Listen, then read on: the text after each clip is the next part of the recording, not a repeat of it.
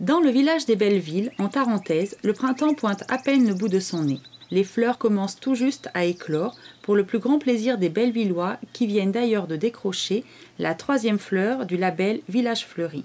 Ces premières floraisons font aussi le bonheur d'une butineuse d'exception, l'abeille noire.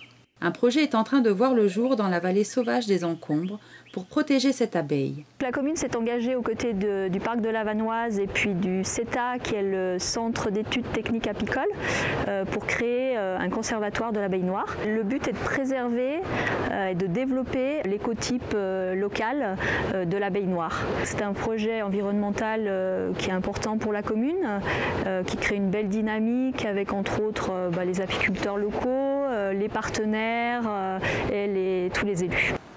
Les apiculteurs des Bellevilles sont partie prenante dans ce projet. Alors, dans la vallée des Encombres, des ruches? Oui, mais d'abeilles noires exclusivement. L'abeille noire, la race c'est Apis mellifera mellifera. Donc c'est une abeille noire qui est présente en Europe et en France en particulier. C'est une abeille là, qui nous vient de nos grands-parents. Bon, mes grands-parents ils avaient de l'abeille noire. Donc elle était là depuis des générations. Donc elle est adaptée chez nous au climat.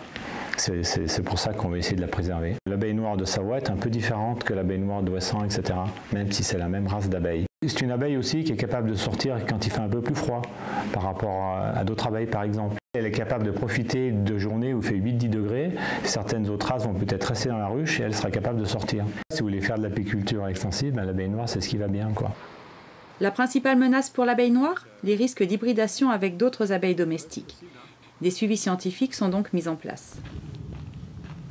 Le parc intervient en partenariat avec d'autres structures, le CETA bien sûr, le Centre d'études techniques apicoles de Savoie, et des organismes de recherche, notamment le CNRS. Ça se traduit par la réalisation d'analyses génétiques sur l'ensemble des colonies d'abeilles présentes dans la zone conservatoire et dans la zone alentour, à proximité, sur la commune des Bellevilles, pour étudier l'origine des colonies et également la variabilité génétique de ces colonies.